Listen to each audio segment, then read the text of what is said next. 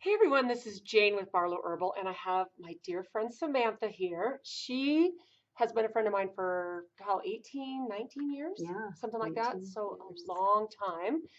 Now, there's a lot of things about Samantha that you're going to love to know, but we're going to talk today about there's 5 things that are really crazy things that you need to know about the stuff you put on your skin. So Samantha and I both make homemade soap. In fact, how many years ago did I teach you how to make soap?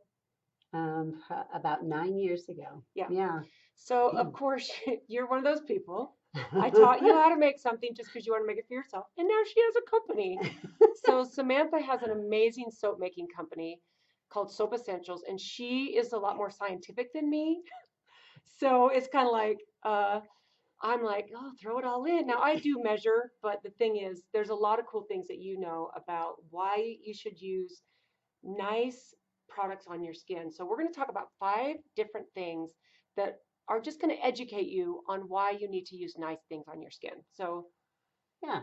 yeah. So let's just start with the first one. Okay. So the first one is glycerin. So glycerin in commercial soap manufacturing which is really wonderful for your skin, right? Because it's a humectant. It draws water to the skin, as you know. Right. And what the commercial soap manufacturers do is they will remove the glycerin from the soap and sell it off to the cosmetic industry. Now, why would they do that? They would do that because it's much more valuable to the cosmetic industry because they add it in their face creams, their lotions, and their serums because it's such a great product. So it's a great byproduct of the making of soap, and the soap manufacturers can make good money on it. So what that leaves for you using one of those commercial soap bars is when you're done out of the shower or the bath, you kind of feel dry and itchy and scaly. So, and that's because there's hardly any glycerin in soap. Yeah, and it's a natural occurring thing when you make homemade soap and you start using homemade soap. In fact, many of you, I'm sure, have used homemade soap that you've got at a farmer's market. Maybe you got a bar from me in the mail with your order. But once you start using homemade soap, it's almost like you never go back. And you can feel the difference after the first shower or bath. Oh I yeah. mean, Yeah, immediately you're like, wow, my skin's not dry, right. and Yeah, doesn't well, feel so tight. so Samantha and I actually do a girls trip like out of country. We just got back last week from Prague. It was so fun, and we It's both awesome. carried our homemade soap in a little travel. And I honestly, I will not use shower any soap from uh, like a hotel. And it's not No. that it's like, if you don't have any nice soap with you, but I would suggest getting homemade soap, learning how to make homemade soap, and then take it with you wherever you go so that you're always treating your skin nice. So, Absolutely. Yep. yeah, Always want to treat your skin nice. yes. Okay, so glycerin, that's the number one thing that you need to know why it's important to use skin products that still have these naturally occurring compounds. So, second thing, The second one is beef fat. So if you look on the back of a commercial soap manufacturer's bar, right, it'll say tallow because that's the kind of scientific name, if you will, for beef fat. And the reason beef fat is used is because it's plentiful and it's cheap.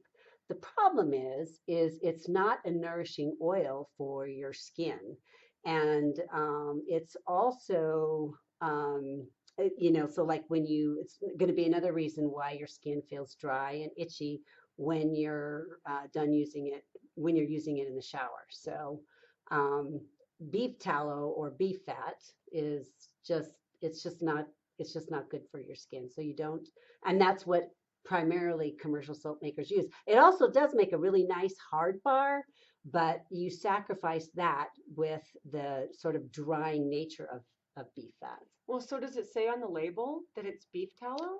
Or how does it? It actually says tallow. It'll say So it doesn't say beef on it. no, it doesn't say beef, but So there you go. it's from cattle. So, Yeah. they slaughter, we eat the meat, right? And so another a way that they make money from the cow is they sell off the fat to soap manufacturers, and then it gets rendered and then made into soap. Okay, so that's something that I honestly didn't really realize. Yeah, it's You know, kind of disgusting, it's really, when very you think about disgusting. it. Yeah, so if you are a person who is a vegan or vegetarian, this probably is something that you know if that's really important to you. You've probably done your research.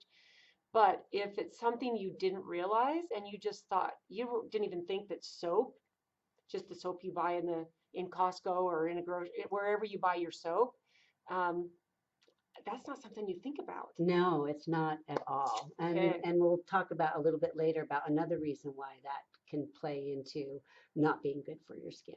Okay, so there So, you go. So beef fat, beef tallow, yes. beef.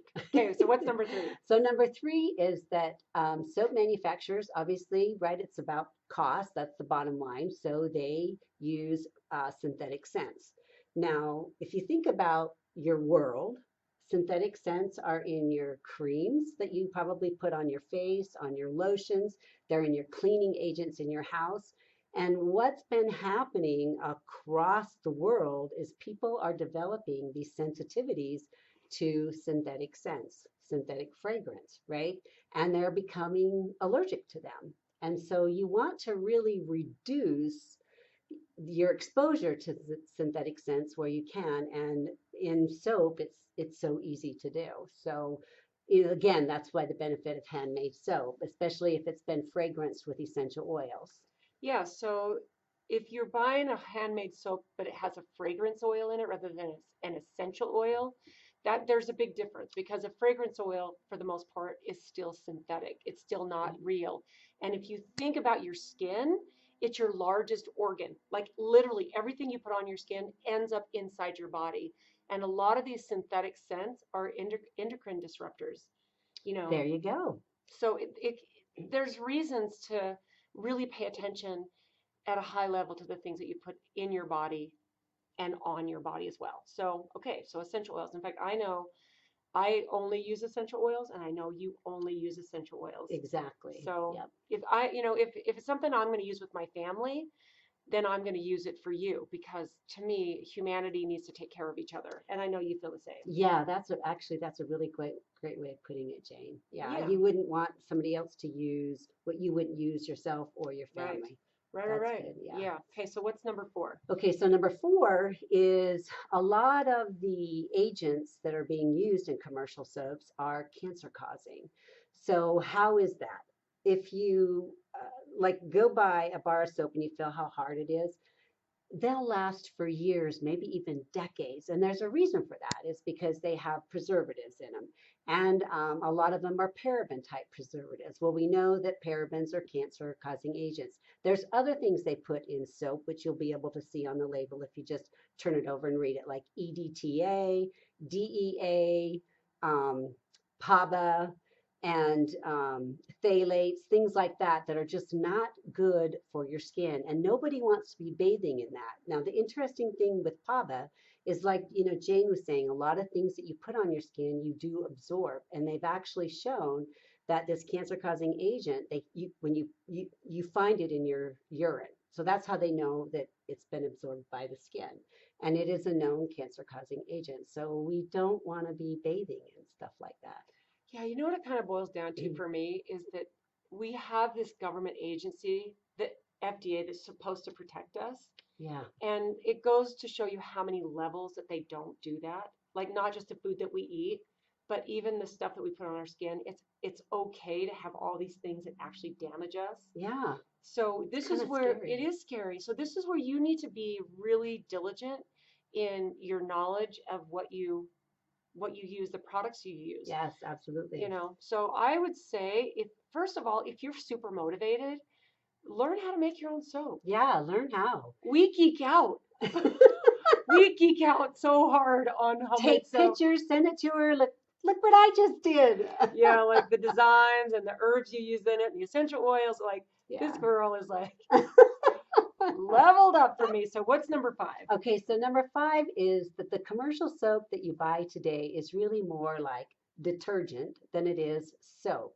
And why I say that is because, I mean, if you think about the detergent you use to wash your clothes or what you put in your dishwasher, would you want to be bathing in anything like that? I mean, No no, way. you wouldn't. And the reason is because the glycerin has been stripped out of the soap, and so they have to put in emulsifiers and cleansing agents to make the soap have a feel that it should feel to you, right? But the problem is it's very drying to the skin. It's not nurturing to the skin. It's certainly not moisturizing to the skin.